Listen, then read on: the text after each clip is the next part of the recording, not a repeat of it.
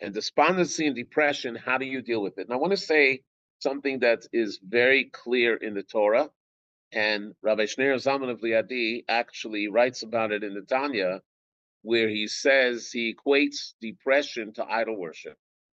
And he says, just as every Jew knows that you're not permitted to worship idols, every Jew should know, and every person should know, that one is not permitted to be depressed. Depression is contrary to our faith in God and to our focus on life. But it's easier said than done. So what we're going to do is take 4 cases today and look at them individually, examine them, and see if we can apply it to our life. And one thing that's common in these 4 cases is that the Rebbe's guidance follows a path. And as I mentioned in the last 3 classes, the Rebbe's vision was based on Torah. And the Torah is a Torah of truth. And Torah of truth means that 2 plus 2 is not only 2 plus 2 here, but it's 2 plus 2 everywhere, in China and in Russia and even in North Korea.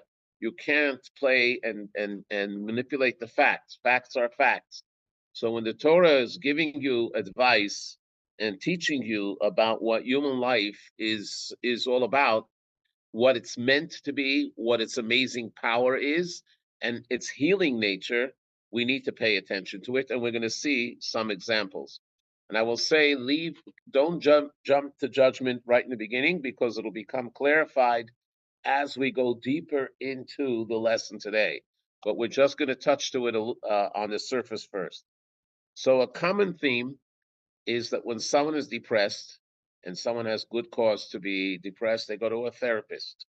And what does the therapist do? The therapist fixates on the issue and tries to understand it. There's different kinds of schools of thought. Some of them, it goes this Gestalt thought, for instance, they actually try to have the person relive all of the trauma that they had in order to uproot it and to get rid of it. It's a very dangerous method for many, not for everybody, because sometimes people just get stuck on the reoccurring nightmare and they can't shake it. So even though the intention is to help them, but actually it could make things worse. But most of the time people say, okay, just like a regular ailment, I go to a doctor and I try to figure out what the ailment is. They can figure it out. They give me a medicine or they give me a therapy and they cure it. The Rebbe says it's not always true when it comes to emotional well-being. Sometimes you have to take a different approach. And it's called in Hebrew Hesach Hadat. Now, Hesach Hadat means moving your mind. Now, most people think moving the mind means that you don't think about it. You start thinking about something else. That's a very, very easy answer, and that's not what the Rebbe means. That's the ostrich answer.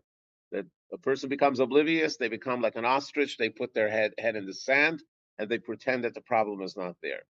That's not what the Rebbe is talking about. The Rebbe is talking about that the depression is coming from a source that is reminding you of negative ideas and negative thoughts.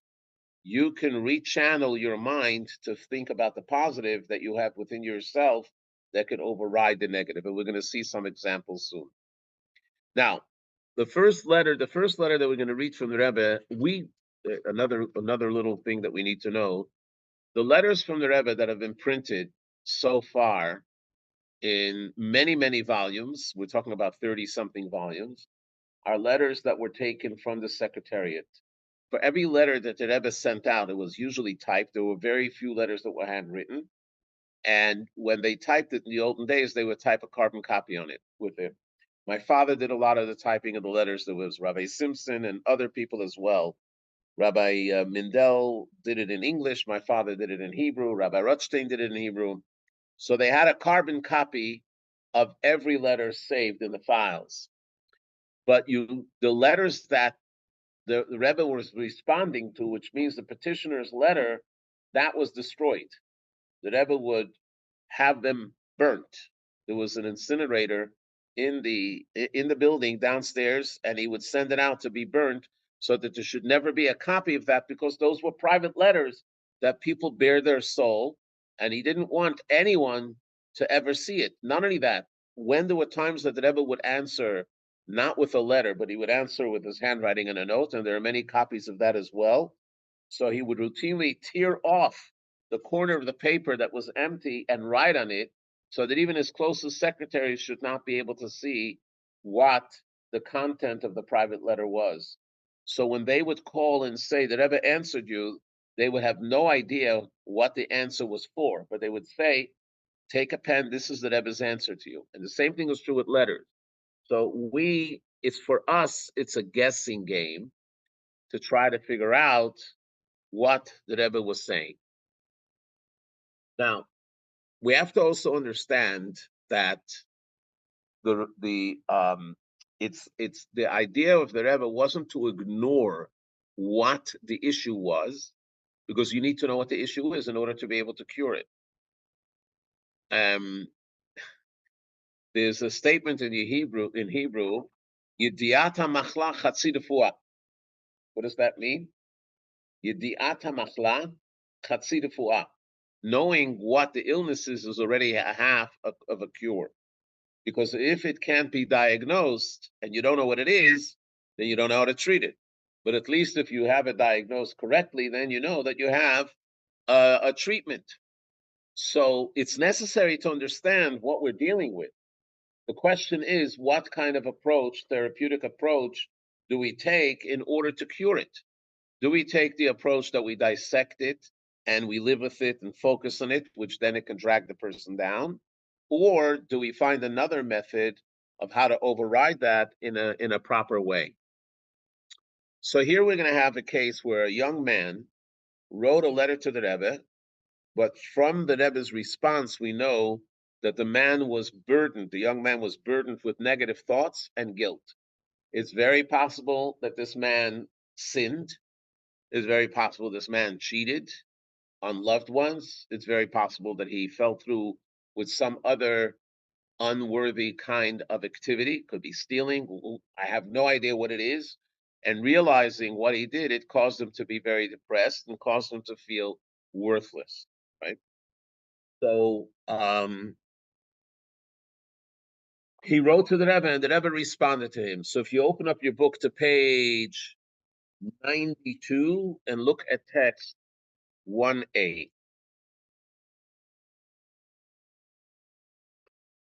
Written in 1965, in the summer of 1965. With regard to the thought which you expressed in your letter, I believe I have already written to you before that there are many problems and states of minds which are best dealt with by dismissing them from the mind completely, at any rate for a period of time. It is then possible to return to those problems with a fresh mind and in a more objective state as to evaluate the problem in their true perspective and reality, and it is then easier to find the proper solution. In other words, the Rebbe is not saying that you just forget about it forever. What the Rebbe is saying is that now you're not in a state of mind to be able to deal with it in a realistic way, and you fall into panic mode and you feel helpless. So therefore, take a breath, step away from it. And he's going to say what he has to do in order to do that. And then he says, there will be a time when you will come back and you will be able to revisit that issue that's causing you this depression. And then you will be able to find a solution. Not only that, the Rebbe says furthermore, in the vast majority of such cases, the individual himself can decide how long this period of dismissal from attention should be, judging by the degree of objectivity which he can attain as time goes on. So the idea is the person has to be in an objective state of mind, not in a subjective state of mind. We have to understand that this concept of being able to change course and remove yourself from that situation is a difficult thing, because there's an elephant in the room, and the elephant is whatever that problem is. And now you're saying, don't talk about it. There is something that psychologists talk about, which is called the ironic process theory. I don't know if you ever heard about the ironic process theory. Their code is IPT. If you tell someone, I forbid you to think of a pink elephant for the next 5 minutes, what would happen? You're just going to think about the pink elephant. So when you say you can't think about it, stop thinking about it, that's what happens, right? So that's not what the Rebbe is saying here. The Rebbe is not saying stop thinking about it, because then you'll think about it. The Rebbe is saying take your mind, pivot it to a different direction to focus on something that is positive. Something, and as we're soon going to see, something that gives you meaning, something that gives you purpose, something that is demanding from you, so your mind won't have time to dwell on the other negative thing. Now, the Rebbe agrees that that's not easy. Let's give a look in text 1b on page 93. Needless to say, also, that it is not an easy thing to dismiss a problem from the mind, especially a matter that involves one's own self. This would be almost impossible unless one can engage one's thought and attention in a completely unrelated subject.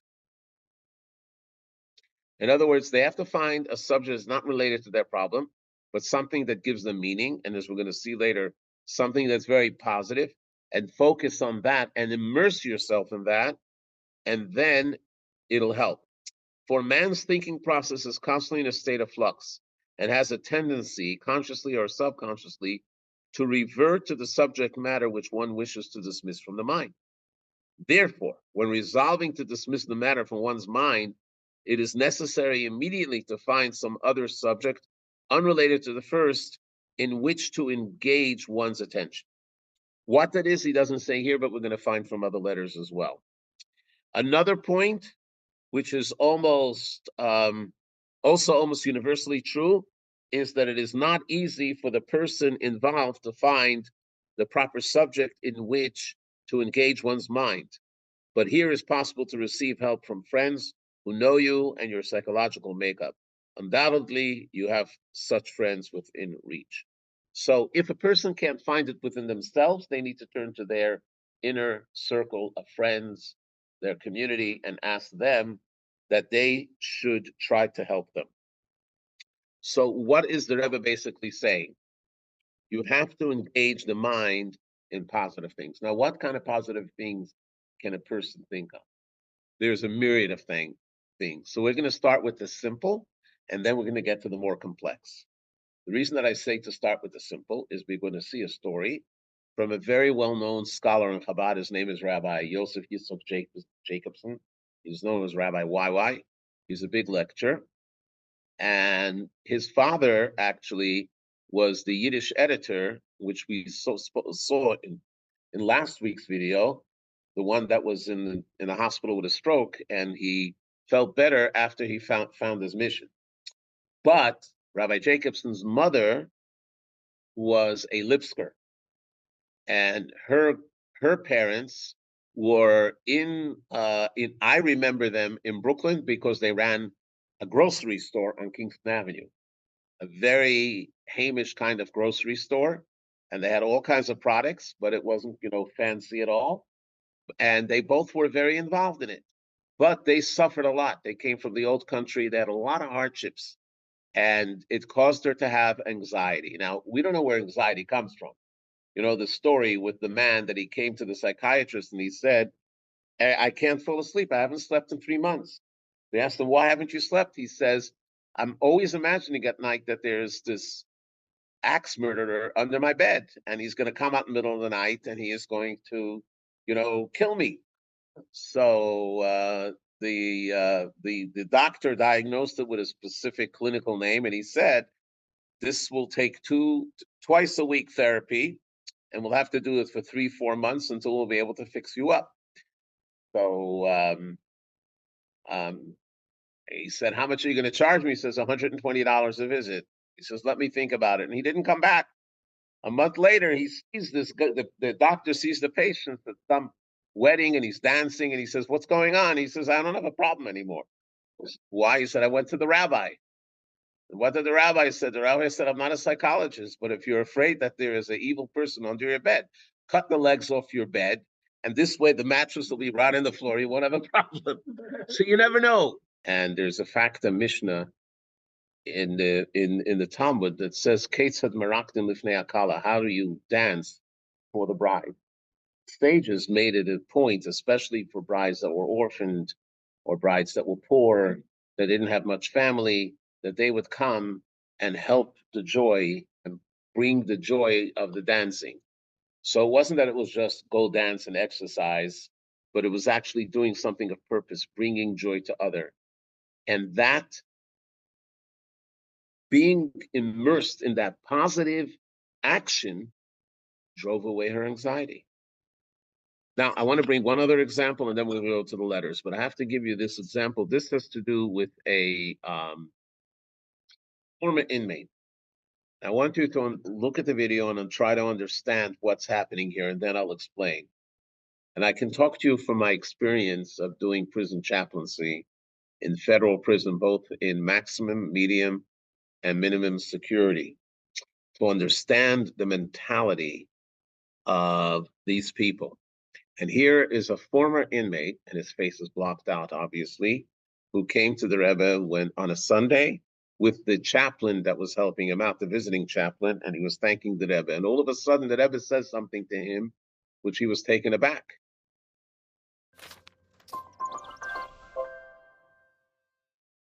I was in prison, and this rabbi here, and also the feeling that you helped me get through it. Doesn't matter, you soon forget about all this past. I did. I had Machi Risenu, you know what Passover is? Yes. Yeah. If the Jews have forgotten about Mitzrayim, it is time for you to forget about your prison also. God will not bless you, even if it's difficult, but try your best. God will not bless you. Thank you. Okay, can anyone try to guess what was the dynamic here? The previous Rebbe was arrested in 1927 for spreading Judaism by the Soviets, and he was tortured until his release. And first they sentenced him to death, and then they changed the sentence to 10 years of hard labor, then 3 years, and then after a short period of time, they gave him complete release. It was an intervention of a woman in Latvia from the government because the Russians wanted to do a trade deal, and she said, "I'm not going to do the trade deal until you release this rabbi." And there was also pressure from America, but it was mainly from this high government official. So when the previous Rebbe came to Latvia, she asked for an audience, and at that point, the previous Rebbe thanked her, and she said, "I have a question for you. How do you look back at your experience?" And he said, "If you gave me $1 billion, I wouldn't want to have that experience for one more minute. But if you gave me $1 billion to forget that experience, I wouldn't." I grew from that. So that seems that you don't want to forget prison. And here, the Rebbe is telling this former inmate, forget about prison. Why? What was the dynamic here that the Rebbe felt he had to tell him to forget about prison? Anyone want to take a stab at it? So what I want to say is the following. One of the effects of being an inmate, even in the United States and even in a minimum security prison, is the dehumanization of the inmate. The inmate is no longer an independent person. They're no longer free. They become the property of the government. They have no privacy. Their body is not private. Their clothes are not private. Nothing is private except their thoughts. And it's a challenge for them because they don't feel like human beings. They feel like cattle, even if there's no physical torture. But the mentality is so desperate for them that they can be stopped at any time by a guard and harassed for no reason, for whatever it is, and there's nothing to do about that. I once did an experiment in the women's prison, which was the minimum security. It was called Camp. They call it Camp Cupcake because it's in Alderson, West Virginia. And I was the chaplain there for a number of years. I would go there once a month, and it was a very difficult trip for me, but I had to do it, and I did it. And one time before Passover, I did a test because it says that when Moshe came to the Jewish people and said, the redemption is near, but you're going to come out very wealthy. So just wait another few weeks and you're going to come out very wealthy. And they said, we don't want the money, we want freedom. And the Medrash says that when someone's in that state, they can't, they'll forego on any money, they just want freedom. And I couldn't understand it because when these people come out, they have $1 million, they can do a lot of things with it. And why would they do this? So I didn't tell them the Medrash, but I sat with the women. We had a whole circle of women, Jewish and non-Jewish women, mostly Jewish. And these were all white-collar criminals. And I said to them, we spoke about redemption, we spoke about Passover, about freedom. And then I stopped and I said, if Elijah the prophet appeared to you now, instead of by the Seder, and you saw Elijah, and Elijah said, I give you a choice. You can walk out with me now as free people, or wait till tomorrow night and each one of you will get $1 million cash. What would you choose? All the women, not one, differed. They said, we would take freedom now. And I looked at them and I said, but you're going to come out poor.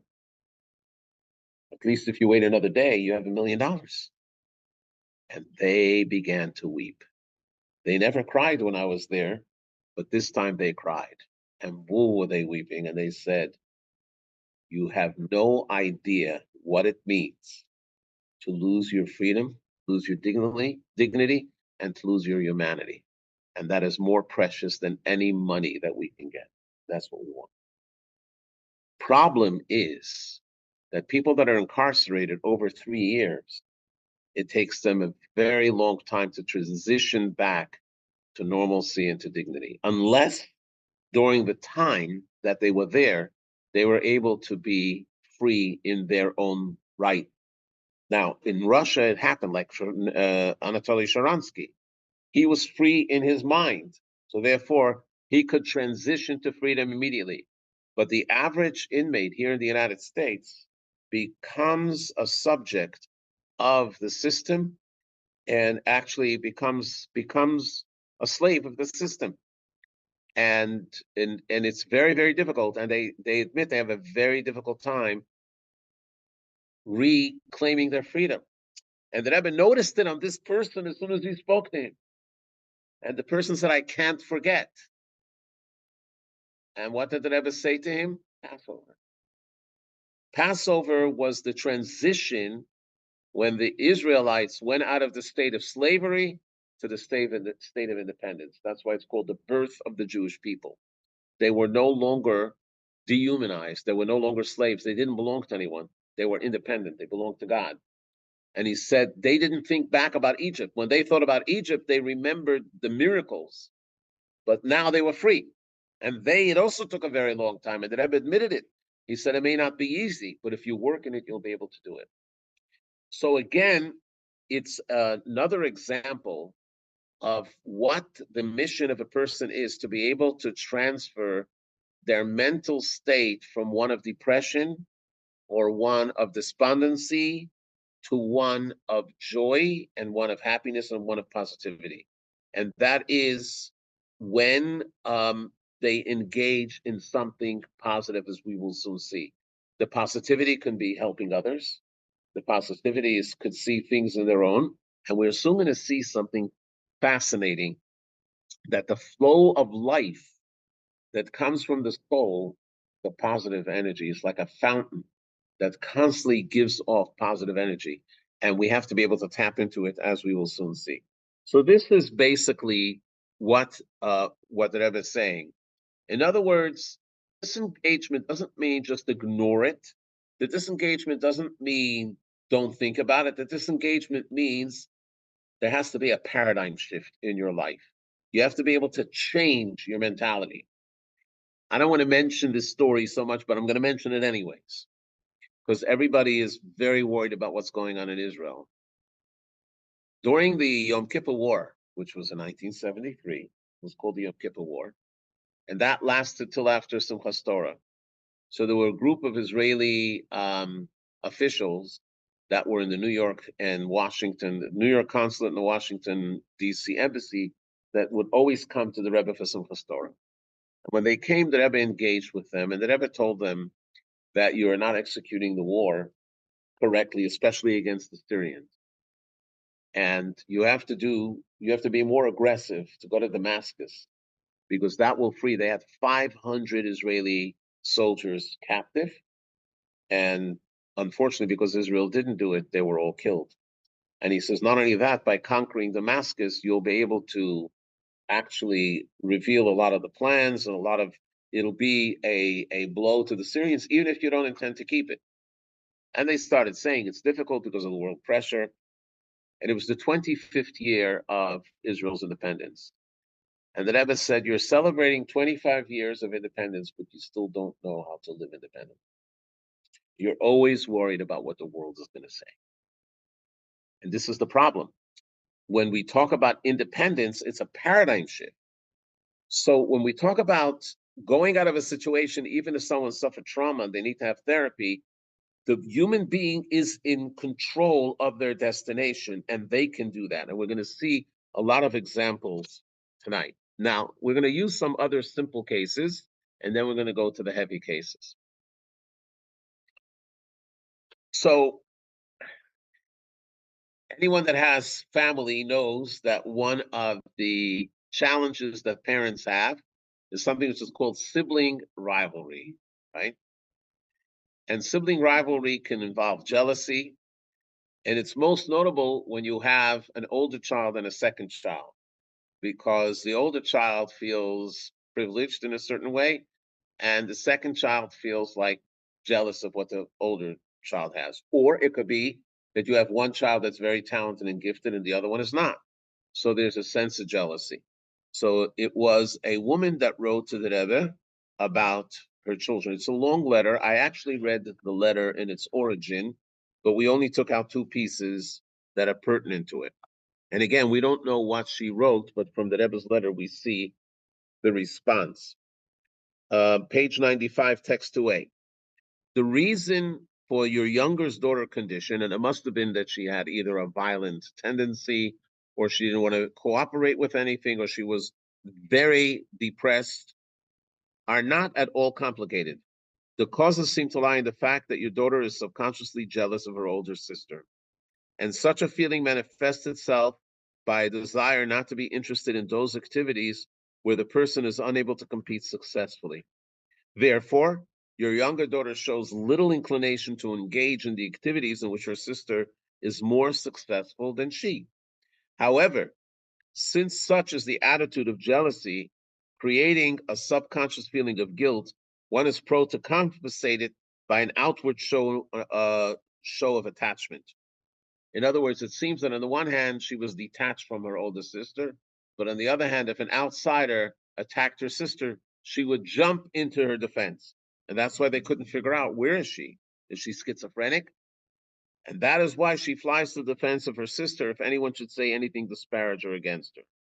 In other words, that she felt guilty that she wasn't part of her sister's life, but on the other hand, she was going through a very painful experience. And the Rebbe is saying that the root cause for that is the jealousy. So how do you deal with it? So in text 2b on page 96, the Rebbe says the following. He says, at the same time, this diagnosis suggests also the method of the therapy. And this goes back that if you know what the malady is, then you can treat it, right? Now that we know that it's jealousy, you can treat it. Namely, that every effort should be made to restore her confidence by offering her opportunities to engage in such activities where she can take a leading part and excel herself. Needless to say, this should be done in a gradual way, for in her present state of mind, she would be reluctant to undertake responsibilities all at once. Could be she was severely depressed. But surely, both at school and in other cultural circles, there are opportunities for her to develop her artistic and other talents. It would be psychologically beneficial to her if the activities would be of a kind in which her sister does not participate. The choice of such activities is fairly wide, and they could be cultural, charitable, and here's the interesting one, or youth work amongst Jewish youth and the like. The last one was giving her a purpose that she helps other people that are in despair or other people that need help, where she has a talent or skill that she can help them, and it gives her meaning. So, remember, this was written a very long time ago. It was written in 1960. By now, everybody knows that. Educators will always say that twins should be separated different classes if possible, because there's this jealousy if one is more successful than the other. I can speak like that because I'm a twin. Um, there are all these advice ideas that come up, but what the Rebbe was saying here was everyone has to have their independence, everyone has to have their focus and realize that they have something to contribute, and it gives them a sense of fulfillment, which this brings us to the other point. And there's two things which this is where the lesson is going to go to. But we didn't finish this letter, so let me finish this letter. No, I'm sorry, we did. So two areas where I want to go to is number one, something which is called life's healing power. And the second thing is finding meaning in life. So the question is asked, what is the Torah basis for the Rebbe's approach?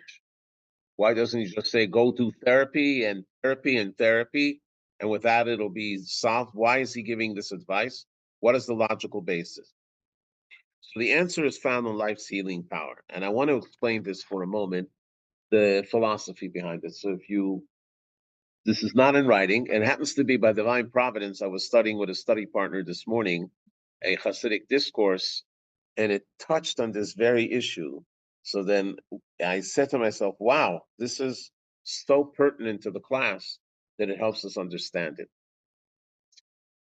Um, Everyone knows that the human being is comprised of body and soul.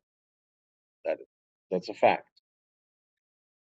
We also know that the body doesn't have its independent identity, because the body without the soul or without the life force is just a piece of meat. It's dead weight. It doesn't have any other identity.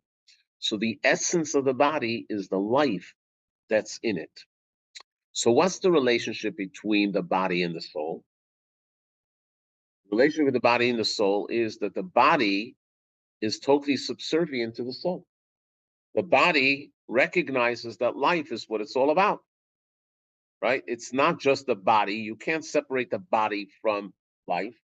Even when people do things to increase their their body's health, it's because of the health of their life.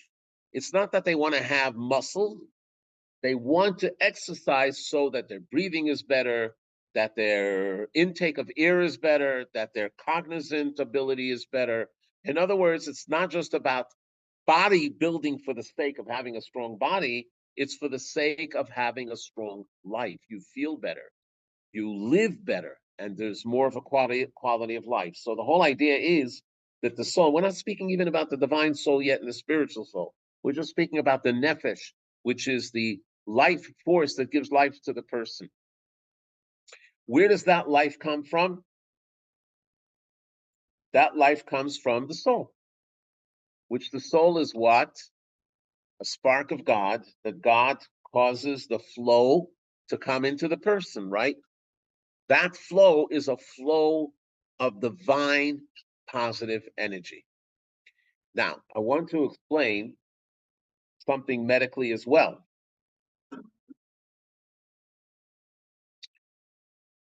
We all know that doctors will say that the body is resilient. If you hurt yourself, the body heals itself. Let's say you fall and you scrape your knee and you have a little wound in the knee. You wash it off with the proper antibiotic soap, put antibiotic lotion on it, but it's still hurting. What happens? It heals itself. The body is resilient. Where does that resilience come from? It doesn't come from the body itself. It comes from the life that's in the body. The life in the body is constantly re-energizing the body, and therefore it's giving the resilience to the body.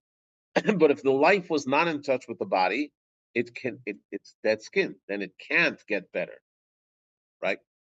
So that life force is a positive energy, and it comes from the soul. So that's number one. A person always has to think about what they're really made of. And therefore, they cannot subject themselves to the circumstances to allow themselves to be depressed. They can only help it. But if they are, they have to look at the healing power that's in life itself. That's number one. Number two, what we're going to see is that how do you reveal that healing power is through finding purpose. And that's going to be the second part. So we're going to have two parts. The first part is about recognizing life's healing power. And the second part is going to be finding meaning. So let's look in text number 3.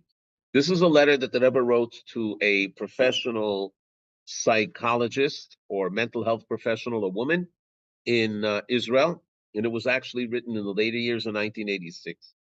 We don't know what the Rebbe was referring to, as again, that we never saw the letters that the Rebbe received, but we see the letters that the Rebbe wrote in response. So the Rebbe says the following: it is difficult to offer counsel from afar, as the conditions of the country, the family, and so on have a direct bearing on the situation. Those who observe a situation from close proximity are better and more expertly equipped to arrive at an effective treatment. In other words, she must have written to the Rebbe asking the Rebbe advice about a particular case and asking the Rebbe how to deal with it. However, since you've already written to me and everything is by divine providence, in other words, it's not just by chance, I wish to emphasize something that I've witnessed in the majority of similar cases. A decisive and extremely effective method, which to my amazement is not used, at least not as much as it should be used, is something which is called in Hebrew, Hesech Hadat. And in parentheses, they give the English meaning to those words, guiding the patient to entirely remove their mind from actively dwelling on the problematic issues at hand.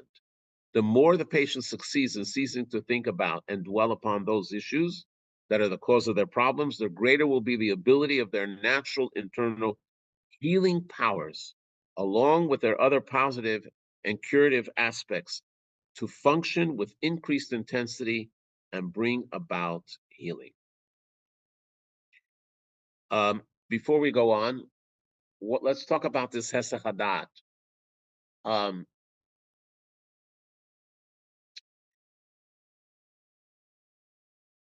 Every normal human being, okay, I'm going to speak about normal, straightforward human beings, which that's what the Torah says, that God created people to be in a straightforward manner, and the Rebbe brings it later as well, knows that they don't engage in risky behavior. If you're driving on a road, right, and it's snowing and it's icy, and they tell you that this highway straight has been plowed, it's been treated, and it's safe. It may be a little longer, but it's safe. But the other road hasn't been treated, and it's icy and snowy, but it's shorter. What would a normal driver do? Which road would they take? They would take the less risky one, even though it might take them longer, because going into a risky road, who knows what the end will be. The same thing is about behaviors in general.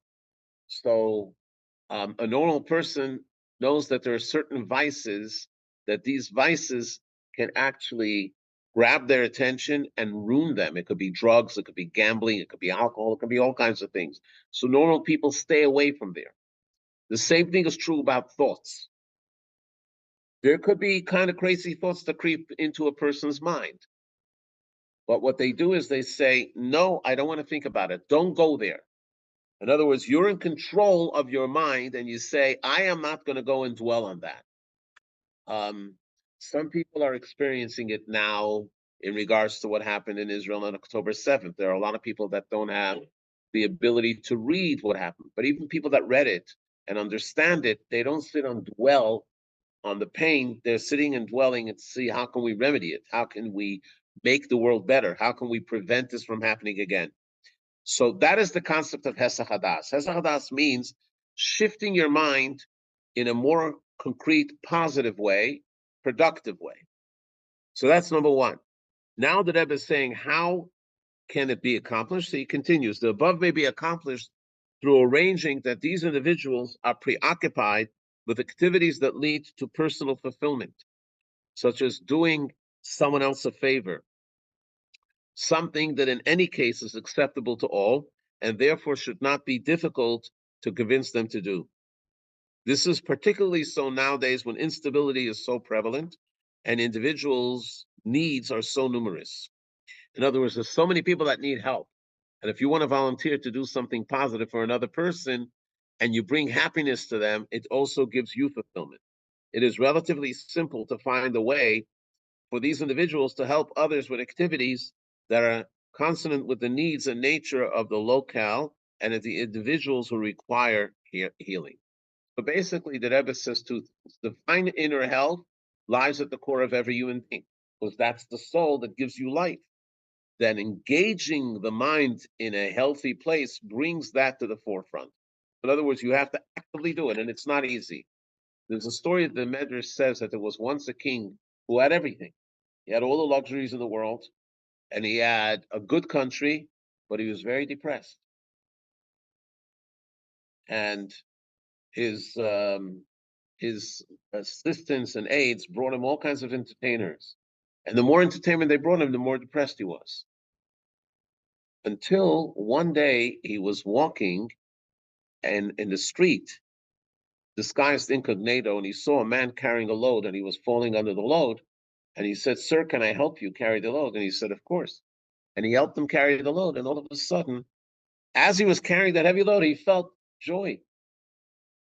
What happened was that his aides were so protective of him that they didn't want to give him any burdens. So he would give a decree or he'd give an idea and they would do it immediately.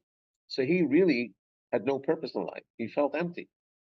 And all of a sudden he had, by chance, by divine providence, one opportunity to do a favor, a physical favor of carrying a load for another person.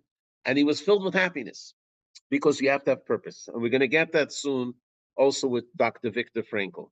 But before we go to Dr. Viktor Frankl, we're going to read one more letter that the Rebbe wrote to a woman that also was suffering, and she was despondent. And this just continues the point. The Rebbe says, "I fail to see any grounds for your dejection and for your statement that everything has suddenly fallen apart. Since your anxiety is unfounded, it will not last long. Started today and gone tomorrow is from the story of Jonah about the mushroom. It was here today, gone tomorrow. Remember the mushroom that God says to him, "Why are you upset with this mushroom that was protecting you from the sun? It's here today, gone tomorrow. And here I have the whole city of Nineveh, and I spare them from destruction, and you're upset." So that's the concept, started today and gone tomorrow. That is provided that you do not actively invite morose thoughts that run contrary to human nature and the dictates of our Torah life, which require from each of us to serve God specifically with joy. In truth, this service is possible and necessary at each moment of mortal life. You surely recognize, backed with also with personal experience, the verily observable reality that if it is something difficult to battle a certain mood, the best advice is to distract your attention from the mood, not by fighting it, but by focusing your thoughts elsewhere. The general motto of this approach: God made humans straightforward, but they sought many complications. To take it from Ecclesiastes. Since the complications come from they, in other words, from the people themselves, therefore they, the people, have the ability to nullify them easily. I will conclude with my advice. Since you sought my counsel, completely divert your mind from all introspective, self-examining thoughts. Proceed with confidence along your life's path, since God's providence accompanies each of us at each step of our lives, not only regarding matters that we consider highly important, but in every detail of our lives. I want to share a story with you, Rabbi Mendel Futterfast, before we go to the segment of Dr. Viktor Frankl. Rabbi Mendel Futterfast was a Hasidic teacher, businessman from Russia. And I will tell you that he, on the one hand, exuded positiveness, and he always encouraged us to be joyous. He was a very smart man, but he also suffered a lot in his life. He had 10 children, and 8 of them died in the Holocaust. He himself was trying to get out of Russia, and he was caught at the border, sentenced to 10 years of prison in the Gulag. And he tells the story that when he was there, he made himself a mission. And the mission was not only that he shouldn't be despondent, but he shouldn't allow the people around him to be despondent. Talking about people that he didn't know. They weren't Jewish people. They weren't people from his community, people that he never met before, but they were educated people. Some of them were architects, engineers, doctors, artists, and they were all in prison because they were counter-revolutionary, because anyone that the Soviets accused of not being part of their plan was a counter-revolutionary and had to be re-educated in the Gulag. Whenever he got a package from home, he always share it with them. He always did things in order to encourage them.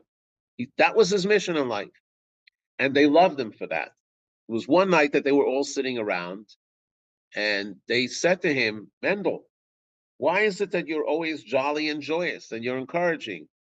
We're in a horrible place, experiencing horrible abuse from the Russian guards, deprived of seeing our family, deprived of normal food, normal activities, and how are you so joyous? And he said, before I answer the question, I'll ask you the question. Why are you so depressed? They looked at him in amazement. What kind of question is that? He said, I'll tell you why. And he turns to one of them that was a very famous surgeon. He says, you were a surgeon in a famous hospital, and everybody respected you, and you felt fulfillment that you were saving lives. And now your whole identity came to a halt. You're just another number. And then he turned to another one and he said, you were an architect that designed all these buildings. Now what happened to you? It came to a halt. That's when we went down the line. He says, my job is to serve God with joy. That's what I was created for. I can serve God with joy anywhere. So my life hasn't stopped. And I will be joyous wherever I am. Now, not that he wasn't realistic. He was very realistic of his situation.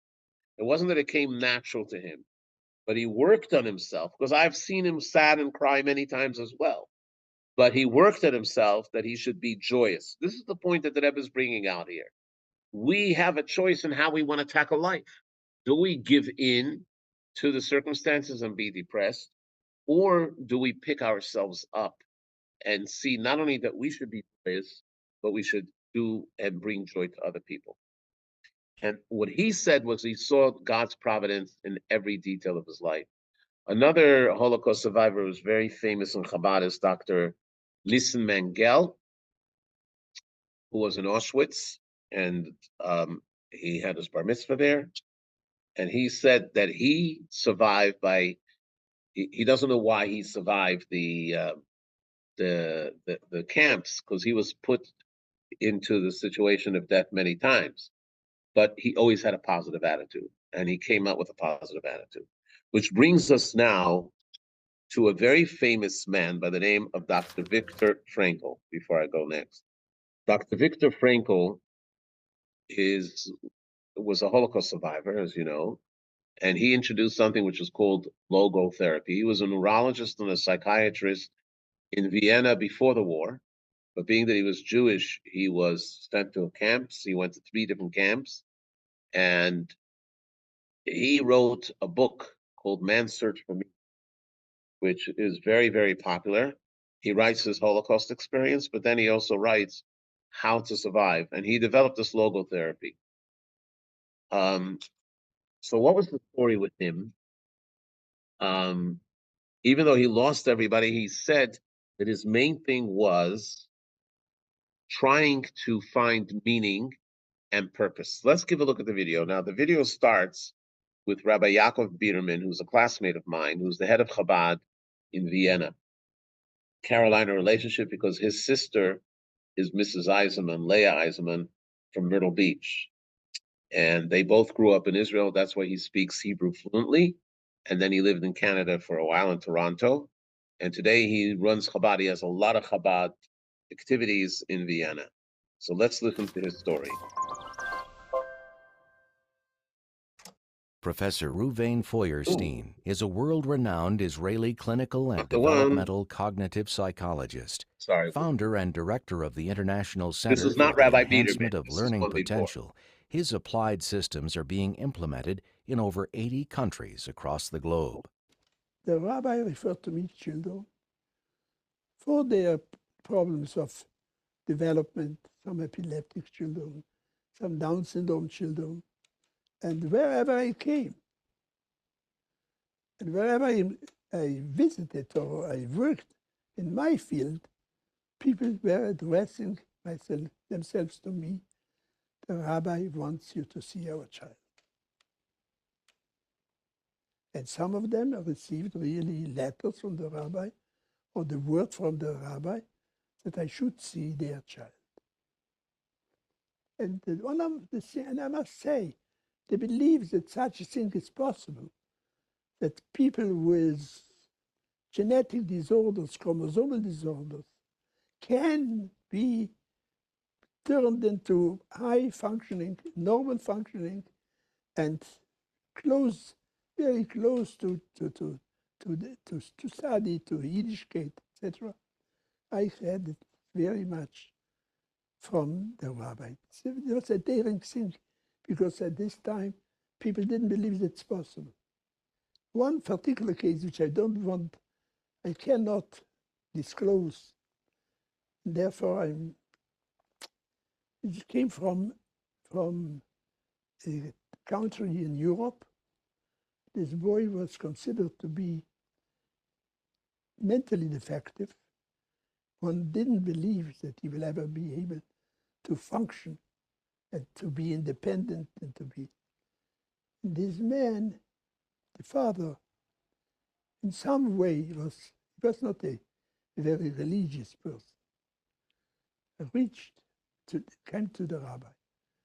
The rabbi told them to bring his son to me. The son came here and was placed in a family. He learned to read. He was sitting here near this door on a chair with a Tehillim.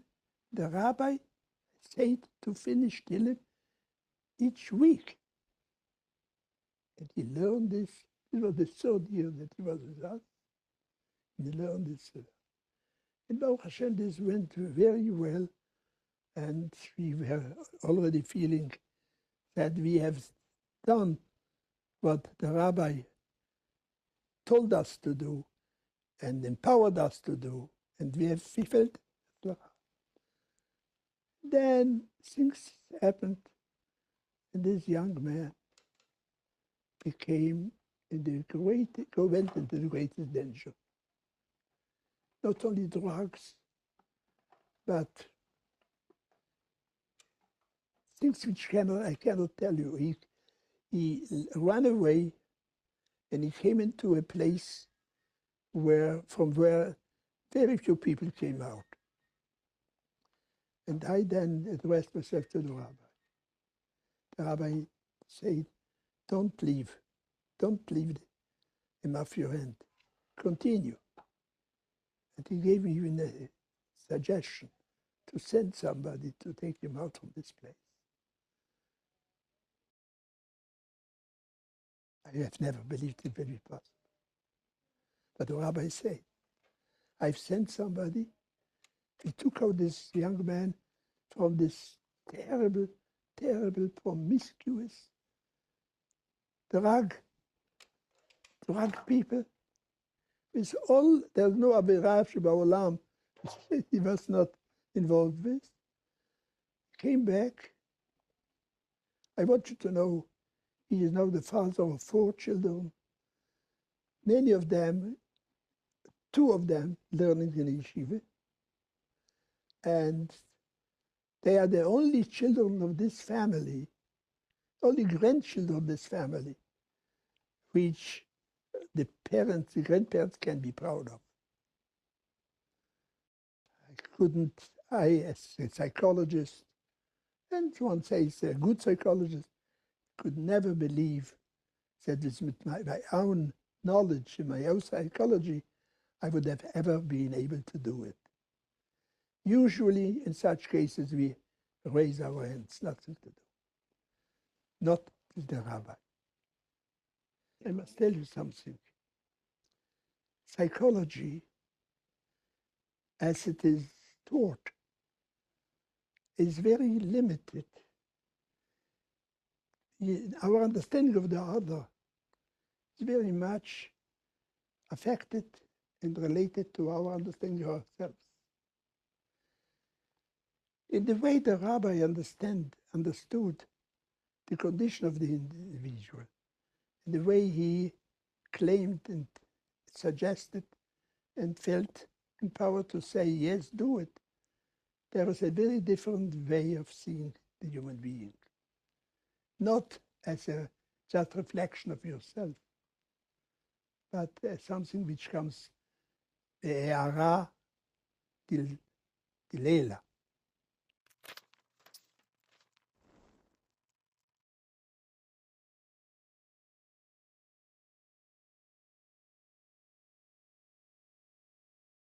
Okay. Now we're going to go to Dr. Viktor Frankl. I forgot about Dr. Feuerstein because, not that I forgot about him, but I was so fixated on Dr. Frankl. So Dr. Frankl was a Holocaust survivor, the author of this best-selling Man's Search for Meaning, and founder of logotherapy, and he describes it himself. Let's give a look in the book, page 102. What's the meaning of logotherapy? It means a sense of meaning enables people to overcome painful experience. I'm reminded of the American doctor who turned up in my office in Vienna and asked me, what school do you stand for? I answered, it is my own theory. It is called logotherapy. Can you tell me in one sentence what it is meant by logotherapy? He asked. At least, what is the difference between psychoanalysis and logotherapy? Yes, I said. But in the first place, can you tell me in one sentence, what do you think the essence of psychoanalysis is? This was his answer. During psychoanalysis, the patient must lie down on a couch and tell you things which sometimes are very disagreeable to tell. Whereupon I immediately retorted with the following improvisation. Now, in logotherapy, the patient may remain sitting erect, but he must hear things which sometimes are very disagreeable to hear. Of course, this was meant facetiously and not as a capsule version of logotherapy. However, there is something in it, inasmuch as logotherapy, in comparison with psychoanalysis, is a method less retrospective and less introspective. Logotherapy focuses rather on the future, that is to say, on the meaning to be fulfilled by the patient in the future.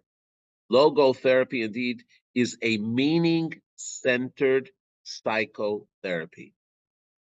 At the same time, logotherapy defocuses all the vicious circle formations and feedback mechanisms which play such a great role in the development of neurosis. Thus, the typical self-centeredness of the neurotic is broken up instead of being continually fostered and reinforced. He says it so beautifully. He says, instead of being sullen and self-centered and focused on my pain, focus on why am I here for? What is my meaning in life? And that changes it. And he was able to say it. And he said the only reason he was able to survive the Holocaust is because he had a purpose. He had a meaning. He wanted to find his wife. He wanted to establish family. He wanted to reconnect. And that's what he thought about because he went through a very difficult time. There was times that he was in a one of the scenes he writes that he was in the camp, and it was so cold and icy, and it was full of ice that his fingers froze that he couldn't lift a tool, and yet he was forced to do the hard work. And it was so biting that the easiest thing was just to surrender and die and freeze to death. But the meaning that he has a reason to live for is what kept him going. So this is really the story of him. But you know what? He himself also went through a hard time later. And the Rebbe appreciated it because the Rebbe's philosophy was very similar, not totally similar, but very similar, because the Rebbe added the spiritual components as well, not just a sense of purpose, but that the fountain that's within inside. Now, he also had it, Viktor Frankl, because he writes in his book that when he first came to the camp, he was there in disbelief. And, they forced them to take their clothes off and then to get the shower. And then they were all given these potato sack uniforms to don. And they weren't brand new. They were used by other inmates that were killed. So when he got dressed, he stuck his hand into the pocket and he found a note. And on it was written in Hebrew, the verse Shema Yisrael Hashem Elokeinu Hashem Echad. And that gave him the inspiration that's a sign to me that I have something to cling to. So there was also that spiritual aspect. Let's see the story with Rabbi Biederman now. Rabbi Yaakov Biederman is the director of Chabad Lubavitch in Austria. Shortly after he arrived in Vienna in 1981, he began to receive annual contributions from Dr. Viktor Frankl, the pioneering psychiatrist and founder of logotherapy. התעלומה הזו, שפרופסור פרנקל מצא לנכון לתרום דווקא לחב"ד, לארגון דתי, לארגון שעוסק בהפצת היהדות, למרות שהוא עצמו בשום צורה לא הזדהה כאדם ששייך, נפטרה לנו הרבה שנים אחר כך, רק בשנת תשנ"ה. איש ביטחון מודיע לי שישנה אישה מבוגרת שמעוניינת לפגוש אותי, ואני אמרתי לו שיכניס אותה. והיא התחילה במילים האלו, היא אמרה לי, קוראים לי מרגרטה חייס. אם אתה חושב שאתם השלוחים הראשונים של הרבי לאוסטריה, יש לי בשבילך הפתעה. אני הייתי השליחה הראשונה של הרבי לאוסטריה. הייתי די המום, והיא ממשיכה לספר. היא קיבלה הזמנה לפגישה ביחידות עם הרבי. ובאותה הזדמנות אני סיפרתי לרבי שמפעם לפעם אני חוזרת לאוסטריה. ובסיום אותו מפגש, באותה יחידות, הרבי ביקש ממנה שבפעם הבאה שהיא נוסעת לאוסטריה, הוא היה רוצה שהיא תיצור קשר עם המזכירות של הרבי. הוא רוצה לבקש ממנה שתמלא משימה מסוימת. זאת אומרת, רק כמה חודשים אחר כך התכוננתי לחזור לאוסטריה. אמרו לי בשמו של הרבי שכשאני מגיעה לווינאי, שאני אצור קשר עם פרופסור ויקטור פרנקל, ושאמסור לו בשם הרבי שלא יתייאש ושלא יבוש מפני המלאגים, ושימשיך בדרכו וימשיך בהפצת משנתו, שיתחזק, והרבי מברך אותו שהשם יצליחו והוא יזכה לפריצת דרך. דוקטור ויקטור פרנקל היה פסיכיאטר עמית של זיגמונד פרויד לפני השואה בווינה. אחרי שהוא היה במחנות ריכוז וחווה מצבים יוצאי דופן, הגיע למסקנה הפוכה. הוא אמר, האדם ביסודו הוא מחפש תכלית ותוכן לחייו, ולכן הוא האמין שרפואת הנפש מאוד קשורה יותר עם הענקת תוכן ואמונה, ערכים לבן אדם. הוא עמד בראש מרפאה חשובה, והוא גם היה מרצה באוניברסיטה, והשתתפו רבים בהרצאותיו, אבל יחד עם זאת, הוא היה מושא ללעג ולקלס, כי האסכולה הפסיכואנליטית של פרויד שלטה בכיפה, והיו מפריעים לו אפילו באמצע הרצאות. הוא היה עד כדי כך פגוע שהוא באותם ימים, כשמרגרטה חייס חיפשה אותו במרפאה, אמרו לה שהוא כבר תקופה לא הופיע. היא הגיעה אליו הביתה. נקשה בדלת ללא כל הודעה, כי לא היה לה אפשרות להודיע לפני כן. והיא תיארה שכשהיא נכנסת לבית, כשהיא פותחת את הדלת, פותחת לאישה, שלא נראית יהודייה. היא יכלה אפילו להבחין שהיה תלוי צלב בתוך הבית. היא הייתה בטוחה שזה מאוד מוזר שהרבי שולח אותה לעודד מישהו שגר בבית כזה. אבל בכל אופן היא עזרה אומץ והיא שאלה אם אפשר לראות בבקשה את דוקטור פרנקל. ואז הוא הופיע בפתח הבית, והוא שאל אותם מה הגברת רוצה, והיא ענתה לו שיש לה בשבילו מסר מרבי שניאורסון מברוקלין, ניו יורק. ואז היא אומרת לו, הרב שניאורסון ביקש ממני למסור לך שלא תתייאש, שתתחזק, אל תבוש מפני אלו שמלעיגים, סופך להצליח ותזכה לפריצת דרך. בערך אלו, זה היה תוכן הדברים שהיא מסרה לו. היא אומרת, ההתרגשות שלו הייתה משהו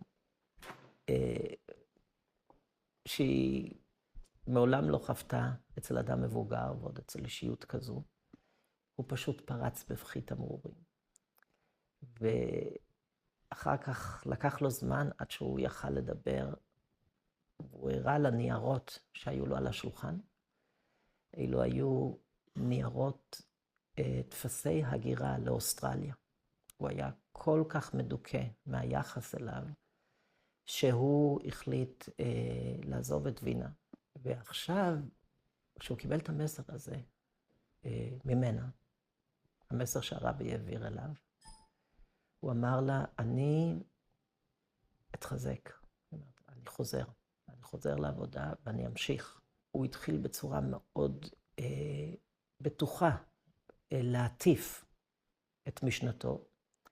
הספר שלו, האדם מחפש משמעות, Man's Search for Meaning, תורגם ליותר מ-12 שפות. הספר הופץ בלמעלה מ10 מיליון עותקים. אני רציתי לאשש את הסיפור הזה. אחרי שהיא סיפרה לי את זה, אני ביקשתי להתקבל לפגישה אצל פרופסור פרנקל. הוא כבר אז היה די מבוגר, למעלה מגיל 90. אני התקשרתי אליו ושאלתי אם אוכל להתקבל אליו לפגישה. הוא אישית ענה בטלפון בבית, הוא אמר לי שהוא חלש מדי, הוא לא יכול להיפגש. הוא גם היה קצת קצר רוח, הוא לא היה במיטבו. אז בכל זאת, בטלפון, שאלתי אותו, אם השם, הרבי מלובביץ', הרב שניאורסון, אומר לו משהו, רציתי פשוט לבדוק את הנתונים, גם איתו אישית. ברגע שהוא שמע את שמו של הרבי, אז נימת הכל השתנתה לגמרי. הוא פתאום נהיה מאוד סבלני. הוא אמר, ודאי ששמו של הרבי מלובביץ' אומר לי הרבה. אני חייב לו המון. Ich schulde ihm sehr viel, הוא אמר לי בגרמנית. הוא הוסיף ואמר, ich schätze den Rabbi sehr. hat mich in einen sehr kritischen Moment geholfen. ברגע מאוד קריטי הוא עזר לי. אני חייב לו רבות. Oh, it's interesting that the man that himself was pushing meaning had gone through a horrible situation. And it says a person can't redeem themselves from prison, but the Rebbe had to do it for him. And the Rebbe knew what was going on. But the Rebbe pushed his approach. If you give a look on page 105, the Rebbe was writing to someone else, I guess, in the mental health world. And he writes, again, page 105, text 7, I took particular interest in the writings of Dr. Frankel from Vienna in this matter. To my surprise, however, his approach has apparently not been appropriately disseminated, nor has it become properly accepted. Although one can find numerous reasons as to why his ideas are not widely accepted, the question is why it's not appreciated still remains. This is, of course, in the beginning when Viktor Frankl was being challenged. Today, there are Viktor Frankl institutes. There are Viktor Frankl seminars. There are conferences every year that draw thousands upon thousands of psychiatrists and psychologists dealing with the logotherapy of Viktor Frankl. So today it has changed. I want to say personally that I was learning with some physicians. I used to have a weekly class, and this conversation came up. And I told one of the physicians who deals with mental health as well, the Rebbe's approach and a lot of the stuff that we're learning here. And he didn't say anything. A year later, he told me that he's been using that approach with his patients, and he's seen a remarkable change in their response because he speaks to them of what they can do in their own life to help themselves. and how they can focus on the positive. But the main thing is to feel that they have a purpose, they have a meaning. The worst thing that one can feel is as a failure, that they're useless, that they have nothing to give. And the truth of the matter is that everyone has something to give. And this is something that we will read in the next reading because we're almost done with the class. So if you turn to page 106. In this letter that Rebbe writes, it was in 1956, to a young woman who wrote of her dejection. And she had a pessimistic view on her outlook and her future. And she felt pretty incompetent. And it seems from her letter that she, at that time, she was leading a non-productive and disjointed life. So the Rebbe writes to her the following.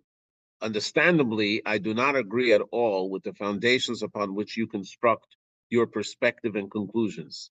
By this I mean that I believe they are not grounded in reality.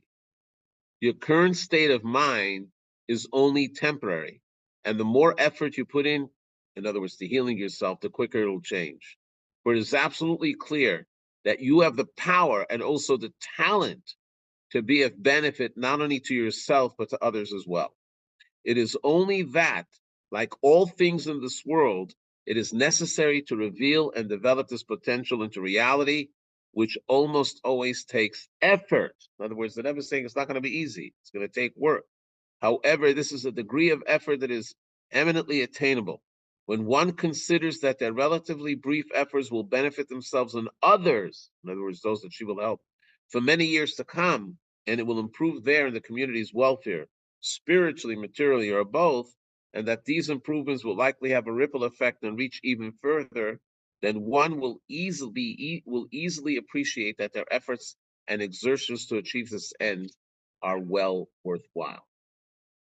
The Rebbe continues this letter, but one of the things that he says over here is that the premise that this woman has reached is utterly false. That's what we see on the screen. One's negative self-view is a false passing state. Even if someone is guilty of something that they did wrong, they can do tshuva and ask for forgiveness. The fact, in fact, Rebbe insisted that she's quite talented and she has tremendous capabilities. And it's a matter of time that she will realize what she can contribute. Then the Rebbe continues. Without doubt, this is on page 108, text 8b. Without doubt, in a vast majority of instances, it is impossible to radically change one's frame of mind instantaneously. However, this is not what is required. It will suffice that upon receiving my letter, you will resolve to move in that direction, to begin leading a productive life. Start by taking a first step in this direction, and then step by step in an accumulative progression, you will soon find yourself on the road to a life that brings you self-contentment and satisfaction. If you wish to heed my advice, continue your studies next year, but in addition to studying, you should also involve yourself with providing education. It would be best to do so several times a week. My intent is that you organize a group of children to be their counselor or even teach them subjects that can be understood on their level, holding Shabbat and festival get-togethers for them, and similar initiatives. In other words, do something productive and you will see that you will have a tremendous satisfaction. You have to do it slow and steady. Because just as when it comes to health, if somebody is out of shape physically, they can't go to the gym in 24 hours, they're totally well. Any good coach will tell them, start slowly, but go in that direction. Start thinking like a healthy person. Follow my steps, 30 minutes a day or 30 minutes twice a week or whatever it is, and you'll get there. And that's what the Rebbe is saying to them. The road to leading a productive life is a gradual process. Now, one thing we know in Judaism, there's nothing instantaneous. You can have instant tea or instant coffee, which is not real, or instant oatmeal. But good things in life take time to develop, and the same thing is true. It's just a matter of which direction you're going. You can have a person that's going very fast, but they're getting lost by the minute, right? It's not good. You can have a person going slow, but they're going in the right direction. They corrected themselves, and they will reach their destination. Then the Rebbe finishes with one more powerful statement, and that is on page 110, text 8c. Consider well that there is so much to accomplish in our world, and each human carries so much potential. What's the basis for this statement? The basis for this statement is no one was created in vain. Every person has purpose. And just by looking at the need that's out there, you know that you have purpose. And you could fix the need. Due to the vast amount of work that needs to be done, we cannot afford to give up even one capability or talent. It is therefore the mission of every single person to harness all the potentials and talents they possess to improve their part of the world. The beginning, like with everything, starts with learning the profession, acquiring the necessary knowledge in general, and especially the knowledge necessary for using the individual's unique talents. I hope that after you contemplate the above a couple of times, you will immediately begin being active and you will not be fazed by the effort that is required, and you will then be able to soon witness the fruits of your labor. It must be that this young woman had a tremendous amount of talent that the Rebbe spent so much ink and time carrying her and giving her the advice. But the truth is for each and every one of us. There was a fascinating story that I had read years ago about a group of partisans that were fighting in World War II. And then some of them were captured, and one of them was a woman, and the enemy soldiers took advantage of her. And she was freed by the other partisans by the end of the day, but he already did the damage. And she came out, and the first day she was very depressed. She felt like she was, she allowed them to do it. Here she was this big fighter. And the commander said, "You can sulk, I feel your pain, but we have a job to do. We have a mission. We have to continue fighting. And after the war, you'll sit down and think about what you have to do." And she turned around and she became the biggest hero of the whole group. And she was able to do missions that nobody else was able to do, whether it was out of a feeling of revenge or to feeling to recapture her sense of meaning and dignity. But the point of the matter is that she was able to use her strength to change her whole attitude and become someone that was she actually became the leader of the group.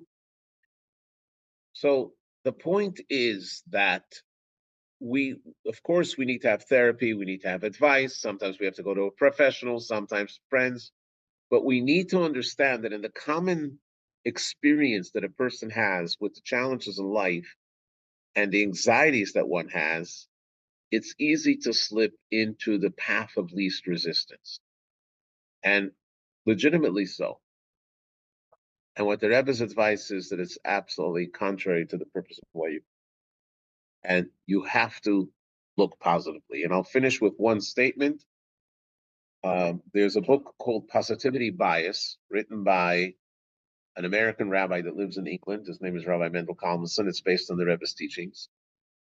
And in the introduction, he writes a story that one of the people that was very close to the Rebbe was a man by the name of Rabbi Beryl Unick. I remember him very well. And he wasn't one of the staff, but he was very close to the Rebbe's mother, and he came to help the Rebbe in certain things. And one time, for whatever reason, he doesn't say why, the Rebbe said to him, "I had every legitimate reason in the world to be a depressed person. Watching the pogroms in the beginning of the century in the Ukraine, when they killed so many Jews, and then going through all the hardships that he went through. Plus, there were a lot of other issues that he had in health and not in health, but with his family.